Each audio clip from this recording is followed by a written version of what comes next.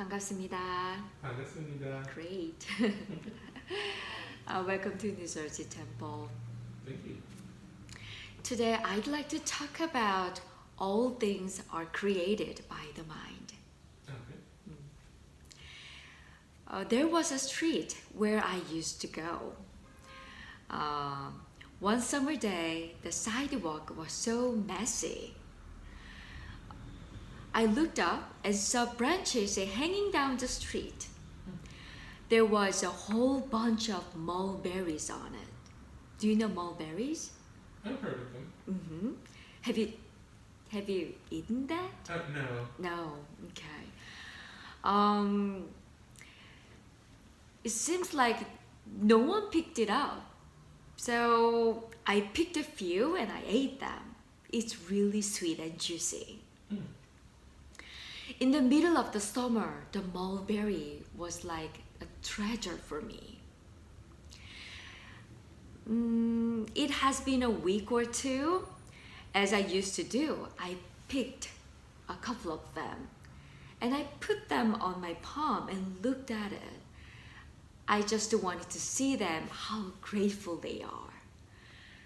But it was something terrifying. I looked closely and I saw really vivid red colored worm wriggling and crawling through the mulberries. And I threw them at the branches.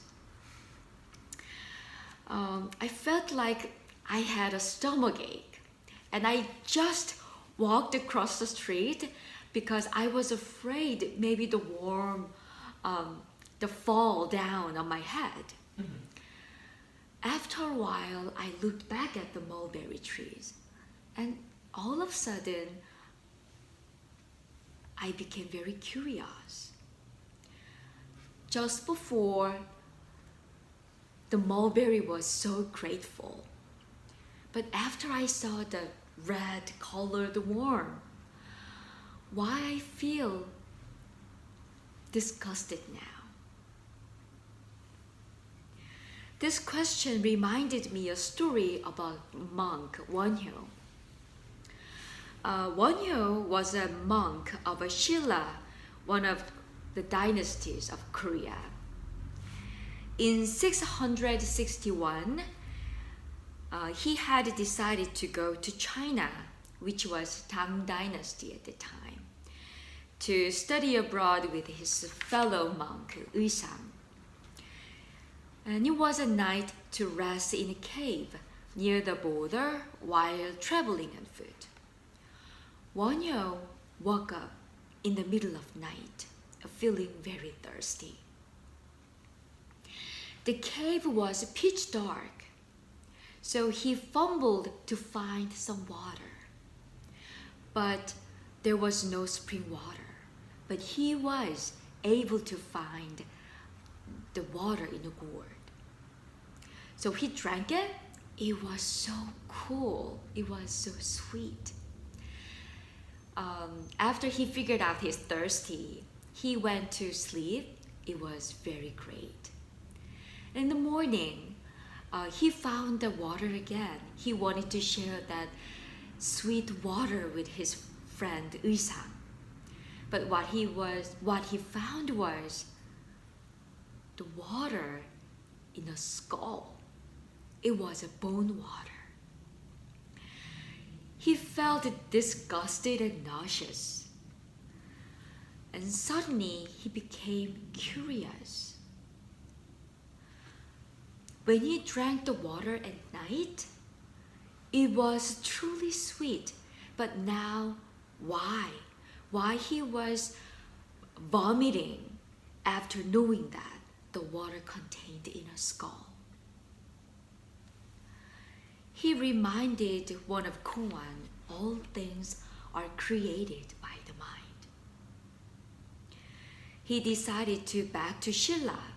So his friend went to China to study abroad, but he came back to Shilla. And he taught to common people about the mind. What does it mean that everything is created by the mind? What do you think? I think it's because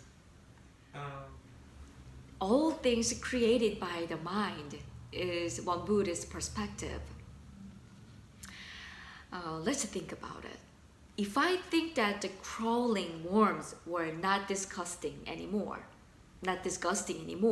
then I don't feel disgusting anymore. If I think that it's okay to drink corpse water, then can I really drink it again because I thought it is okay? If someone harms me and I thought, okay, that person is a Buddha, that's what I've learned, then it's okay to be harmed by that person again and again? Or if I think positive and practice the theory of secret, then all the monies and fame and almost everything gonna become mine? No, it is not. All things are created by the mind. We call it 일원상. It is another word of 일원상. Seeing mulberry gratefully and being ew due to the worms are the mind which is arising and ceasing. You might remember what I Yes. talked last week. Anything arising and ceasing is not permanence, no matter it is visible or invisible, no matter what it is touchable or untouchable. Do I still have that feeling or eating mulberry sweet? No, I don't. I just remember the taste and the texture of it. Do I still have a creepy feeling of the worm? No, I don't. I just remember what I saw, right? Feelings, emotions, memories, theories, knowledge, ideas, and the physical things like this paper, my parents, my phone, my partners, children, even your bodies, they are arising and ceasing. They are impermanence. They didn't born with you. When you got them through your six senses, they burst. And they keep changing, followed by the cause and effect, followed by the causation. We know that anything born is destined to die. So it's also called birth and death. And because it follows the principle of causation, it's called cause and effect. So in Won Buddhism, arising and ceasing, birth and death, cause and effect, they are the same thing, has a different name. One more time, arising and ceasing, birth and death, and cause and effect. Then where are those arising and ceasing appeared? Where? They appears in the mind where there is no birth and no death, no arising, no ceasing. It is free from cause and effect. It is calm and clear. This sound, this gong sound,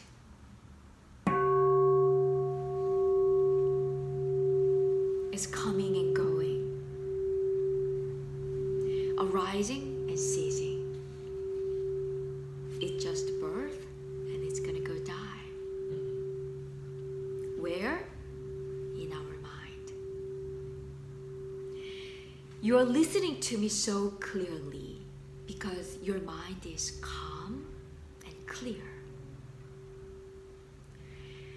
Won saw that mind like we are seeing now.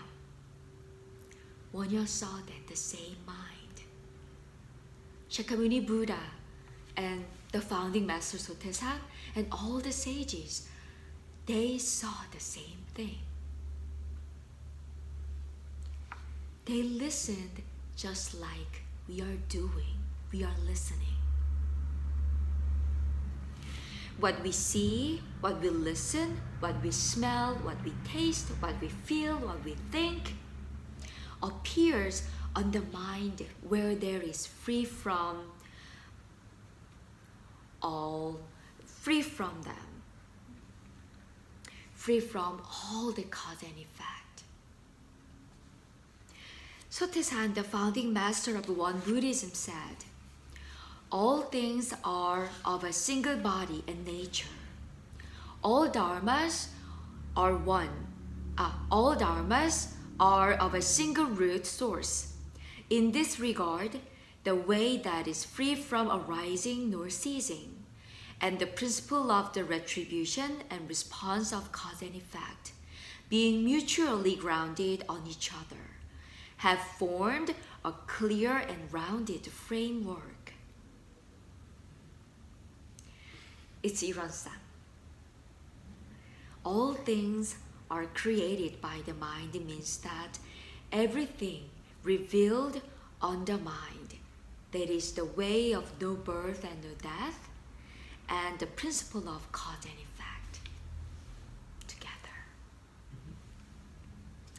However, the problem is, it is easy to obsess with that, with what we see and what we listen, especially relationships with people. The attachment turns out as a greater pain than any difficult task. What if you don't like a certain person? Whatever he or she does, it looks really bad. Yeah. You really don't like it. And what if you love a person? Whatever he or she does, it's okay. They can do anything in front of you. What if a person shows ingratitude and rude, even though you treated that person really well? That attitude is hard to accept. So then how can we find the balance between no birth and no death and the cause and effect? How can we be at peace? How can we be free from all suffering? All things are created by the mind. So first of all, we need to know about the mind. Based on no birth and no death, everything is coming and going through our six senses, followed by the principle of cause and effect. That is what's happening in our mind. When your state of mind is balanced between no birth and no death and cause and effect, it is called Iran-san. That is the Buddhahood. If we practice finding the balance between those, then we can free from attachment to no birth and no death, or attachment to cause and effect, attachment to arising and ceasing. For that, the second one is be mindful. Sotaesan said that a practitioner try to be mindful moment to moment as a chance to practice. When we are mindful, wisdom is naturally arising. True wisdom is not just good for us, but for others. Master Sotaesan's term is benefiting ourselves and benefiting others. And third, take the action. What you think, what you say, what you act become your karma. Most people make their karma according to their habitual things or external conditions. But when you know your mind and when you are mindful, at that moment, the initiative lies with you. So take a chance and create a new cause for a new future effect. This is the moment that you can create a cause for the new future effect, new future result. So with this talk today, I hope we found our true self, the Ilwan-san, and every moment turns into our practice. Then our lives will be a journey to become a Buddha.